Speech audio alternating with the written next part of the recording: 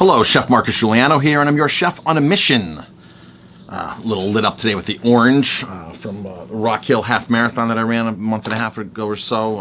Getting ready to go for a run right now. But I wanted to make this short little video. But more importantly, I wanted to share a video from a friend of mine, Alexandra Morton, who's a marine biologist in British Columbia. And she created a great short little film here called Racing a Virus.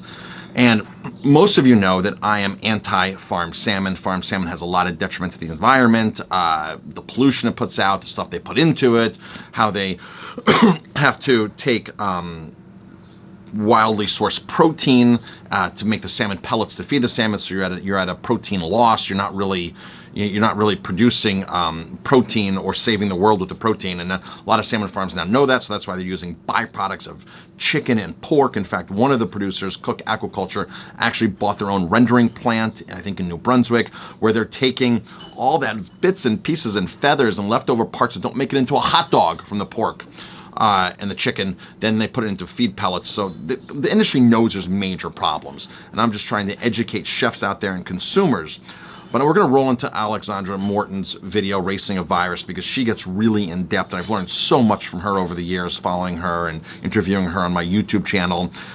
There's a major problem with farmed salmon, open pen net aquaculture throughout the globe, wherever salmon is done. I'm not talking about the salmon farms that are inland and in containment system, but I'm talking about the salmon that are actually done out in the pens, in the ocean, in the bays, which a lot of people think that's so much better for you. They think, oh, it's raised out in the ocean, it's raised in the wild.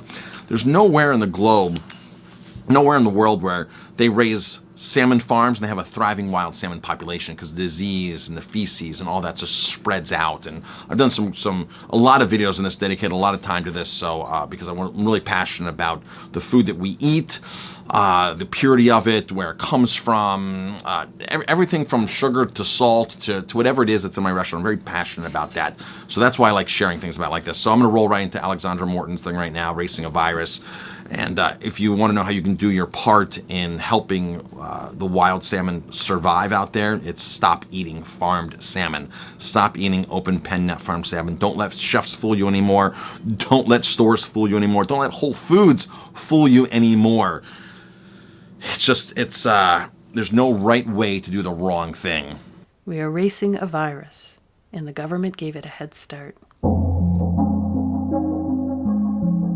Salmon farming came to Canada from Norway in 1986. Now, 30 years later, over 100 Atlantic salmon farms are sited on the coast of British Columbia, and we find our wild salmon are in collapse.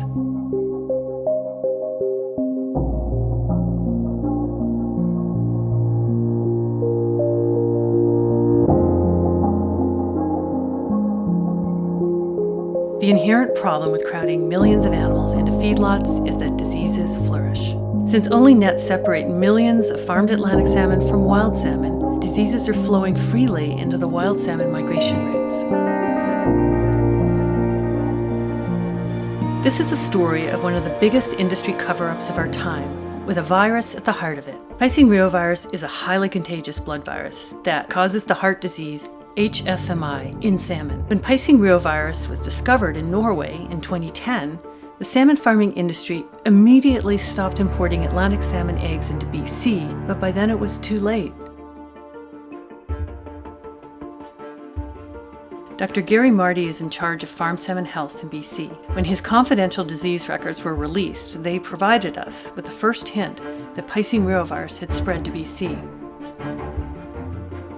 My name is Alexandra Morton. I have published 26 scientific papers on the impact of salmon farming in BC, and this is when I began testing for Piscine reovirus. I co-published the first scientific paper on this virus in BC, presenting the evidence that it was from Norway, and Norwegian scientists agreed. Dr. Marty, other government scientists, and the Norwegian salmon farming giant Marine Harvest disagreed. They published 3 papers claiming that Piscine reovirus does not come from Norway and does not cause the heart disease HSMI. My co-authors and I corrected them. Piscine reovirus is from Norway, and Dr. Christy Miller corrected them. Piscine reovirus is, in fact, causing the heart disease HSMI in BC. They were wrong on both counts.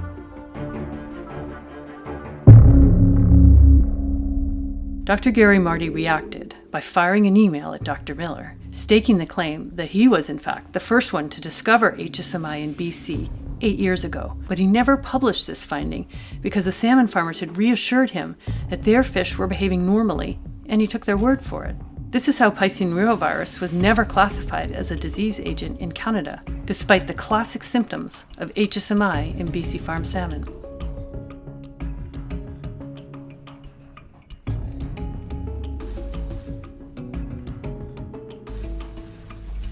Today, Dr. Gary Marty's lab is under investigation for conflict of interest.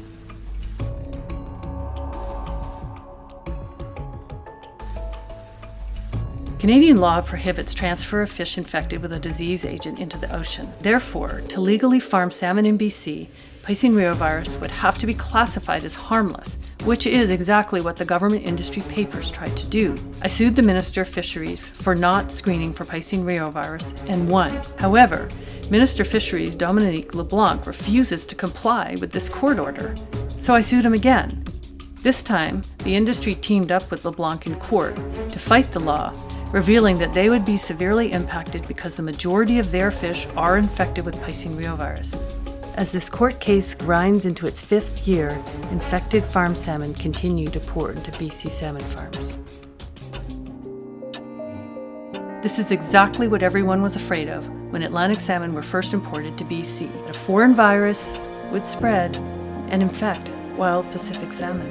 In 2017, I published that wild salmon exposed to salmon farms are far more infected than salmon distant from salmon farms. Of greatest concern, wild salmon infected with Piscine reovirus appear to be too weak to swim upriver to spawn. But the good news is, salmon farm tenures begin to expire in June 2018. Since the Minister of Fisheries is not upholding the laws of Canada, the fate of wild salmon has fallen on the shoulders of Premier John Horgan, who is faced with the decision whether or not to renew these salmon farm tenures. Just north of the border, where salmon farms are banned, wild salmon runs are enormous. Just south of the border, the Washington State Senate just voted to prohibit Atlantic salmon farming.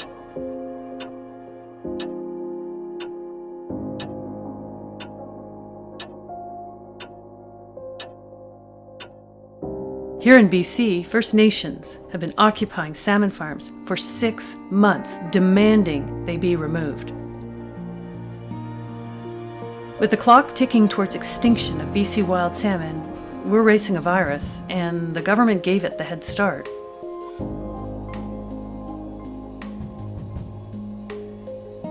This is the last stand for wild salmon. Now you know why.